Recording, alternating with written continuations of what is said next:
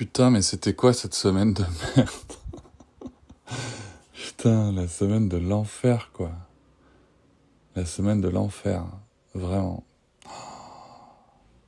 Bébé malade, bébé malade. Je t'ai pas dit, là, on est le 15 septembre. Bébé malade, otite du coup de bébé. J'en suis gavé voulu. Je me suis dit que c'était à cause de la piscine, mais en fait non, c'était à cause du reflux. Mais bon, la piscine n'a pas aidé, voilà. Je suis au bout de ma vie. Putain. C'est dur là, putain. Qu'est-ce que c'est dur là, mentalement, moralement. Mon bébé malade, otite. Sarah, qui était pas très bien cette semaine. Et puis en fait, ça s'est fini avec une gastro. Le vendredi, on était à un mariage. À un moment, elle me dit j'ai mal au ventre et tout. Et j'étais là, qu'est-ce que c'est, tu vois. Enfin, je savais pas trop ce que c'était. Et je lui dis, bah, essaye de manger, tu vois, quand même. Parce qu'en fait, elle avait pas beaucoup mangé. On l'a récupéré le midi à l'école, tu vois, en tout début d'après-midi. Puis c'était un mariage un vendredi après-midi, pardon. Et puis ça allait pas, tu vois. Et donc voilà, mais je lui fais des câlins, machin. Je me dis un peu, tu vois, chiant. Mais bon, voilà, faut m'y être là. Et puis, enfin voilà, elle avait mal au ventre, elle voulait aller aux toilettes, puis pas aux toilettes, et puis voilà.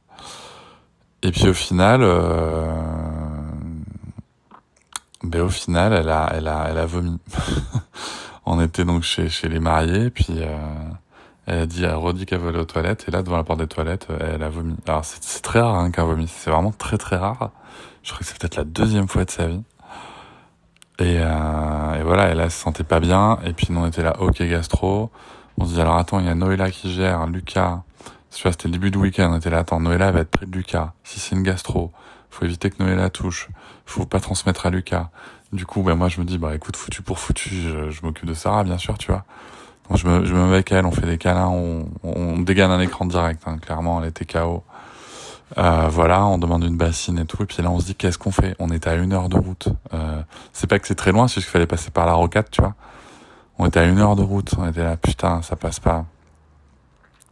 Si jamais elle revomit dans la voiture et tout. Donc finalement, on se dit, écoute, pareil, un peu foutu pour foutu, on se dit, allez, tu sais quoi, on y va. Et voilà, en plus, la pauvre Sarah, il y avait des trucs qu'elle voulait, tu vois, c'était le dessert, enfin le sucré et elle avait flashé sur un macaron au chocolat qu'elle aura jamais mangé, du coup. Bon, je lui ai promis qu'elle en mangerait, hein, que j'en achèterais, donc voilà, mais bref, on arrive à la maison, elle est pas bien, elle a mangé de l'écran du coup sur toute la route, et c'est pas grave. J'étais à côté d'elle, au cas où elle vomit, j'avais un sac et tout, voilà. J'étais à l'arrière.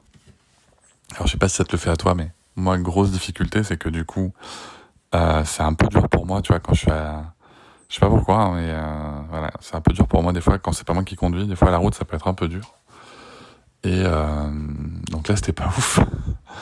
Mais voilà, elle a regardé ses trucs, voilà, on est rentré, elle a fait ça.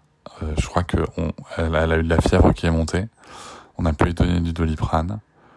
Et voilà, la nuit a pas été géniale, parce que tu vois, tu flippes un peu, tu te dis, qu'est-ce qu'on fait, tu vois. Donc elle avait pas faim, hein, bien sûr. Hein. Et tu te dis, mais qu'est-ce qu'on fait? Comment dire, est-ce que je dors avec elle, enfin en dessous de son lit, tu vois, parce que maintenant il y a un matelas en dessous. Voilà, un petit peu peur, peut-être, tu vois, des convulsions avec la fièvre et tout.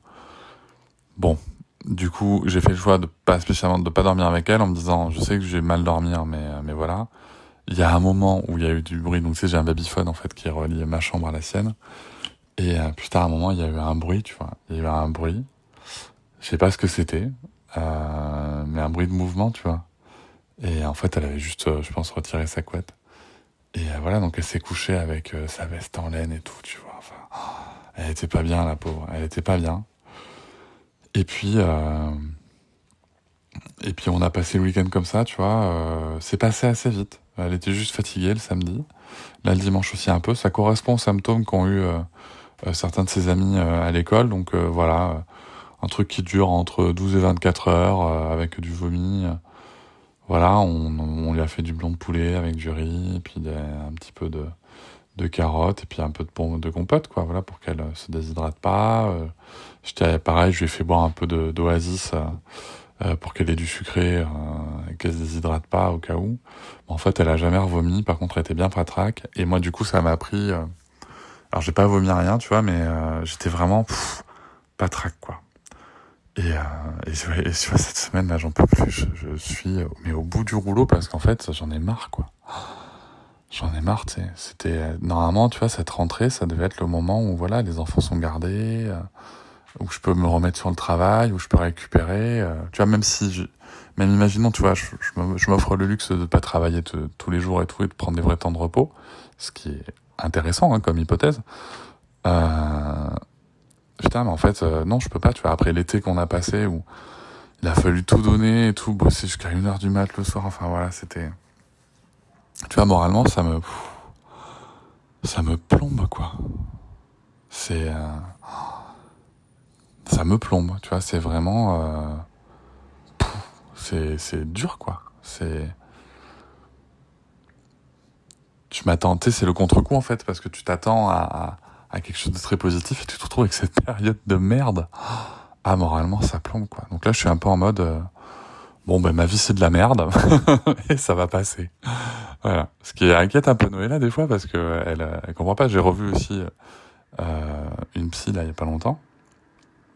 Et, euh, et voilà, et l'idée, c'était ça, c'était de dire ça va pas. Et souvent, les gens, on veut pas dire que ça va pas, tu sais, on veut pas reconnaître que ça va pas. Alors, et bien sûr, chacune fonctionne de façon différente, mais pour moi, je trouve que prendre le temps de se dire, ben non, ça va pas. Et ça va pas, et parce que ça va pas, on va essayer de trouver des solutions pour que ça aille mieux. Ben, c'est bien, tu vois, Noëlla était un peu en mode, non, non, mais dis pas que ça va pas et tout, machin. Bah, si, en fait, ça va pas. Peut-être que c'est pour elle se préserver, j'en sais rien. Mais, moi, voilà, c'était important, tu vois, passer par cette étape de se dire, ça ne va pas. Ça va passer, ok, mais ça ne va pas. Et je pense que c'est important, des fois, de le reconnaître, tout simplement. Donc voilà. Et, espérons que ça va aller mieux, la Noëlla va être au travail, Lucas va être gardé, Lucas va mieux, par contre ça c'est la bonne nouvelle, Lucas va mieux et on va voir si j'arrive à récupérer, quoi.